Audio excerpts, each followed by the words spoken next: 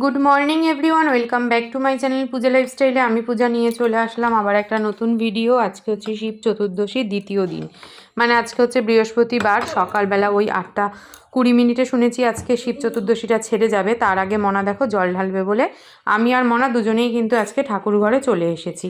সমস্ত কিছু গুছিয়ে গাছিয়ে নিচ্ছি, এখনও কিছু জিনিস আনা বাকি, গণেশ সেগুলো আনতে গেছে।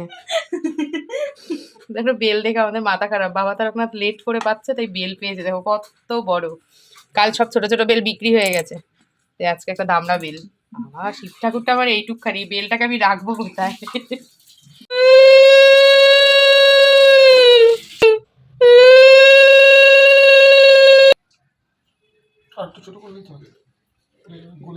এবার বের করে, হ্যাঁ না পাশে রাখো, আস্তে একটু ঠেলে রাখো, থালার দিকে থালার দিকে থালার দিকে, হ্যাঁ। এবার না, অন্য ফলগুলো ঠাকুরের বাটাতেই রাখবা, আগে ছোঁয়াও ঠাকুরের মাথায়, হ্যাঁ। ঠাকুরকে মুক্তি করে বলো, হ্যাঁ। এবার বাতাসা বার করো, একটা দুটো দাও ঠাকুরের, হ্যাঁ। দাও আরগুলো বার করে বাটায় দাও।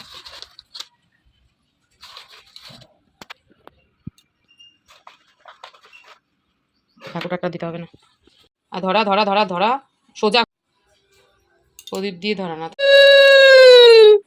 চারজন মিলে তাহ ধরাতাম যত বধূগণ মা লক্ষ্মী করিল তথা পুনরাগম। আমি বসিয়েছি আমার জন্য একটু চা, মনা চা খাবে না বললো, আর নিয়েছি দুটো বিস্কুট। পাতি লেবুটা শেষ হয়ে গেছে, আনতে হবে, তারপরে আবার লেবু চা খাওয়া হবে। নিজে নিজে খাবার নিয়েই খেয়ে গেছে, ভাত, ভেন্ডি আলু ভাজা, রুটি এইসব করেছি। আর আমার মুখটার কি অবস্থা, একটা গালে একটা কপালে। আজকে দেখো কালনার প্রচুর জামা কাপড়গুলোকে এখন ভাঁজ করবো, আর তো সকালে ঘুম দিয়ে উঠেছি, এখন আমার ঘুম পাচ্ছে। আর আজকে মার বাড়ি যাওয়া নেই, আমারও যেন একটা নেশা হয়ে গেছে মার বাড়ি যাওয়া। ঠিক আছে, রোজ সকালবেলা উঠে যাই যেহেতু এখন 2-3 দিন ধরে। আর দুপুরবেলা মনে আর আমি গরম গরম সেদ্ধ ভাত করে খাবো, সেই জন্য রান্না বান্না আজকে একদম হালকা। আর রাতে স্পেশাল কিছু করবো, স্পেশাল। ভেবেছিলাম কিছু করবো না, কিন্তু ওই বায়না করছে আর কি। আমার চোখে দেখো মানে ঘুম। এদিকে বসেছি এবার কিছু ফল কাটতে। আজকে সকালে আর সেভাবে টিফিনে আমি কিছু খাবো না, মনাকে ওই রুটি তরকারি দিয়ে দিয়েছি, রুটি তরকারি খেলো। আর আমি একটু ফল রয়েছে ঘরে অনেকগুলো, ভাবলাম তাহলে একটু ফলই খাই। ঠাকুরের পুজোর এখানে যে ফল আছে এইসব আর কি, কারণ আজকে আর আমি রুটি খাবো না, মানে ইচ্ছা করছে না। মার বাড়িতে এই কদিন ধরে যা খাওয়া দাওয়া হয়েছে কি বলবো, 3 বেলা ধরে, মানে ডায়েট তো মাথায়, 3 বেলা ধরে মানে কন্টিনিউ খাওয়া দাওয়া হয়েছে। রাতে না থাকলেও মা খাবার পাঠিয়ে দিত। খাবার দেখলে তো লোক সামলানো যাবে না, না আমরা বাঙালি বলে কথা। আমি পাশে জানলাটাকে খুলি, বাবা ওর দিম্মা বাড়ি, হ্যাঁ আগে মনে হয় ওর দিম্মা বাড়ি হয়েছে। বেশ কিছুক্ষণ রেস্ট নিলাম, নিয়ে দেখো চলে এসেছি আবারও কাজে, কারণ কাজগুলো তো ঘরের গোছাতেই হবে। জামা কাপড়গুলোকে ভাঁজ করে নিই। আলনা, জামা কাপড়, খাটের চাদর, এগুলো যদি ঠিকঠাক গুছানো না থাকে না, তাহলে যেন সারাদিন একটা কেমন ফিলিংস আসতে থাকে আর কি। আর এদিকে প্রেশার কুকারে ভাতও বসিয়ে দিয়েছিলাম, কারণ অনেকটা বেলা করে উঠেছিলাম তো, মানে শুয়েছিলাম যেহেতু, একটু রেস্ট নিচ্ছিলাম। তারপরে ভাবলাম না, গরম গরম ভাত বসিয়ে খাওয়া দাওয়া করে নিই, কারণ বিকেলে তো আবার পড়তে আসবে। আর এই গরম গরম সেদ্ধ ভাত ঘি দিয়ে খেতে যে কি অমৃত লাগে গো, মানে সেটা কি আর বলবো তোমাদের। খাওয়া দাওয়া সেরে একটু ঘুমিয়েছিলাম, ঘুম থেকে উঠে এখন সবার আগে খেতে হবে আমাকে জল, গ্যাসের ওষুধ, মনা খাবে।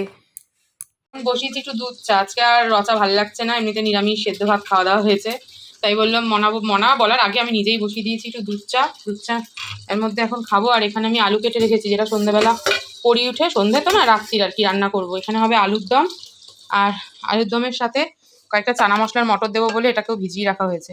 মানে মনা এটা খুব ভালো খায়, চানা মশলা আর আলু দিয়ে যে একটা দম হয়, মনা এটা খেতে ভীষণ ভালোবাসে। আর ময়দাটা মেখে রাখতে হবে, ওকে গরম গরম পরোটা করে দেবো। ও বলেছে যে পরোটা খাবে, তাই তো পরোটা দিয়ে আলুর দম দিয়ে খাবে। দিম্মা বাড়ি না থেকে ওর দিনটা পুরো ন্যাচাকার হয়ে গেছে, কারণ আমার পড়ে গেল, এখন বাজে হলো 8:30, 4টে দিয়ে বসেছি। তো ও না পারছে এই ঘরে টিভি দেখতে, না আছে ওর বই খাতা এখন পড়ার। শুরু হবে খুব তাড়াতাড়ি, পড়াশোনার জীবন আবার শুরু হতে চলেছে।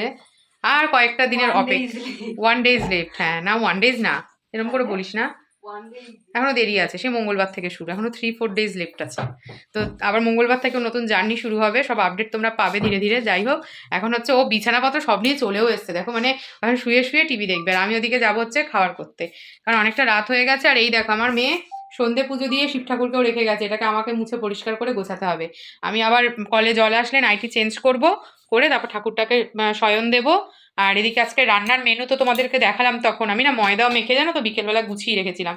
আমি জানি আমার পড়ি উঠতে দেরি হবে, এই দেখো ময়দা মেখে গুছিয়ে রেখেছি। এখন ওই চানা মটরটা বানাবো, বানিয়ে মনাকে গরম গরম সবার আগে খেতে দেবো, কারণ ও ছাতু মুড়ি খেয়েছে, কিন্তু আমার নিজের খুব জোর খিদে পেয়ে গেছে।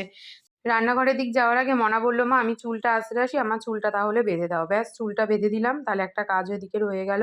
এবারে এসেছি, দেখো আলুর দমটাকে সবার আগে বসিয়েছি, মশলাটা খুব ভালো করে কষিয়ে নেব। আর চানা মশলার মটরটাকে না আমি অনেকগুলো সিটিও দিয়ে নিয়েছি, যাতে ঝটপট করে রান্নাটা আমার হয়ে যায়। এদিকে গণেশ বাড়ি আসার সময় নিয়ে এসছে শিব পুজোর প্রসাদ, খিচুড়ি, লাবড়া তরকারি, আর আমি তো এদিকে গরম গরম পরোটা বানাচ্ছি। এই দিয়ে কিন্তু আজকে ডিনারটা আমাদের জমে যাবে। সত্যি কথা বলতে খিচুড়ি খেতে এত ভালোবাসি যে খিচুড়ি দেখলে আর লোভ সামলানো যায় না।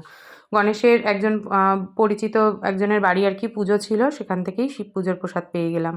কমপ্লিট সবার, এবার শুতে যাওয়ার পালা। তার আগে ভিডিও এডিট আছে, ভিডিও এডিট করব। বাসন মাজলাম, গ্যাস টেবিল মুছলাম, সমস্ত কিছু গুছিয়ে নিয়েছি, গলা দেওয়ার সাউন্ডই বেরোচ্ছে।